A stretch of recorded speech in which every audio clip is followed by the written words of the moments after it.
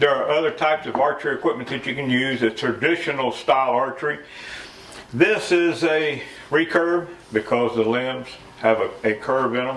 It's a two-piece takedown, so if you travel a lot, you can take your string off, take the bolt off, you can pack your limbs separate and pack your riser separate. Makes it convenient, makes it easy to travel with. But they do make a one-piece recurve. Has a shelf. The shelf has a little curve to it, so you can put your pad on there. It also comes pre-drilled if you want to use a standard rest or a little flipper rest.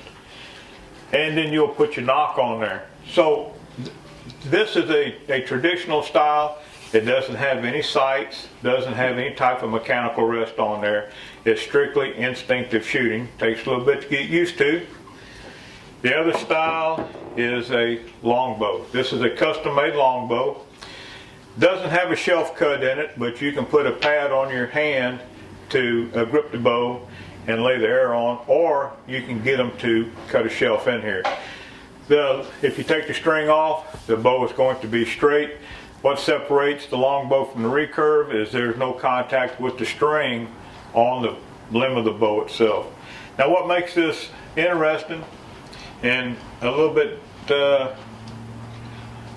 not difficult, but it takes a little bit more of getting used to shooting it, is that you can shoot a traditional wooden shaft. They come in different spine strengths as well, so you need to match the arrow to the bow and to your shooting style. You just can't grab an arrow off the shelf and say this is going to work best for me. So if you want to shoot traditional, you want to shoot a recurve, then you need to spend some time shooting arrows and see what the deflection is that works best with you.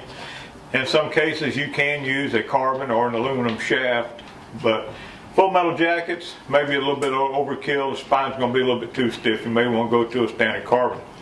You want to be sure that you shoot feathers with your recurve or longbow, because the way the arrow is going to contact the shelf, you want, as it passes by the riser, you want the feathers to lay down. If you have a stiff plastic vein on there, it's going to hit and it's going to want to kick your arrow off.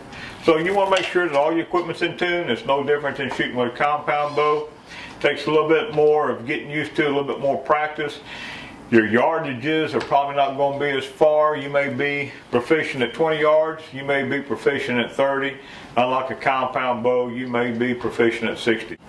I'm Dave Leining. That's your Archery Tip of the week, and we'll keep you pumping blood.